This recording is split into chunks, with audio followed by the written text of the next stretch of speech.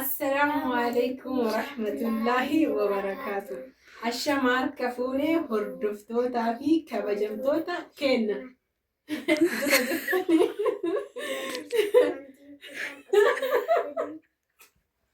كروفودي دانتيا هردفتوتا في كبجمتوتا كيا ماتي كيا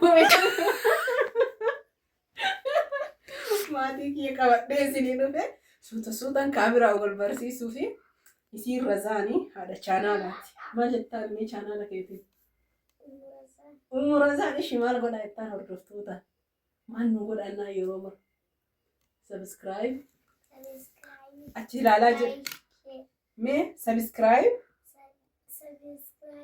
لايك شير برافو عليكي يصير بونتو ده ما جتها نت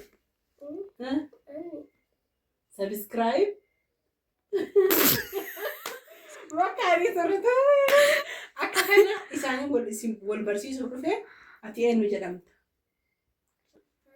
رزان أتيو أوكي هو إساني جهة الدردا كماني هجي كماني هجين كان كمان رزان رمضين هجي كتير يوتيوبر ما هجين كان كي هذا channelati mitire ديسي لك ما جتو زبيبة توكنا مرادة أتلوبا مالي هجين كان كلوبو يشوف مال دلقا والتبويا يوان دلقا دي مالي جتا والتيرو وان دلقا دي أمي مالفا مالفا تبت هيك أكم هيك يشوف مال جتشو سجلي رفلكا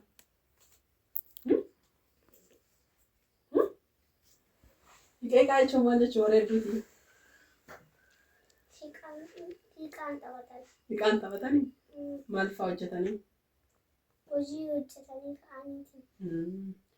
akkasi hiqa jechuun hiqaa qabdii nyaata godhuu akkasi ati yoo boontu gaheen kan kee maali? Maali ati boontu? Geegii akkuma razaanii kana. Mee maalidha? Hiqaa qabachuu. Razaanii fa'aa eeguu. Razaanii fa'aa eeguu. Akka isaan giddiin baan eeguu. Qaama isaaniirraa dhiquu. Uffata isaaniirraa miicuu. Maatiin kiyya akkana fakkaata. Kana duubatti hafillee baay'eetu jira. Maatii baay'ee qaba. Kan dhufuu fedhutu jira. Kan dhufuu hin feene jira. Amma jarri nawraabii guyyaa hundan taphatanii waan akkanaa jechuun akka nama kaameraa waraabu saniif garaana nyaatanii asirra oolchee isiniin jedha. Kanaaf ammallee laayik sheer nu gochuun nu wajjin turtii gaarii razaan boontuu haadha razaan sadii maatii taanee dhufnee jirra. Kanaaf hordoftootaa fi kabajamtoota kiyya wanni isin beekuu qabdanii namni tokko jechuudha jireenya kana jiraachuuf waan baay'ee danda'u waan baay'ee qabaachuu qaba.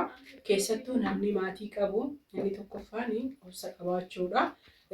Inni lammaffaan ammoo hojii gahaa qabaachuudha. Hojii gahaa jechuun mindeeffamanii mootummaa qofaan hojii mootummaa qacaramoo osoo hin ta'iin dhimma sammuu ofiitiin mindeeffamuun gahaadha. Maaliif kana jette yoo jettanii itti gaafatamummaa baay'eetu namarraa eegama maatii keessattuu. Challengii maatii yoo akkas jedhu jecha xiqqaachuu mala garuu keessatti hedduu ulfaataa itti gaafatamummaan ilmoo baay'ee jabaataa. Alhamdulillahi alaa kulli haali rabbiin amrii jabaatti kulli nu haa laaffisu. Isin jaaladha isin kabaja. Abaayaa kanarra argaa jirtanii abaayaan kun namatu iyyuu turkii irraa naa erge kalarii biraatiin ni jira. Abaayaan kun hedduu bareedaadha jechuudha. Diizaayiniin isaallee namni barbaadan gurguree lama naa ergan jechuu kana odoon tahiin argitanii osoo ol ka'ee jedhee baay'ee bareeda. Abaayaa akka kombortaati jechuudha. Hedduu miidhagaa isaati. Kan osoo hin tahiin kabiraa jechuudha. Kalarii biraatiin namni fudhachuu lama na jalaa ta'e isinii galee maaliif jennaaniin lama qabaachuurraa gurguree kabiraa bitachuu waan barbaaduuf namni narraa fudhachuu heddanillee koottana dubbisa.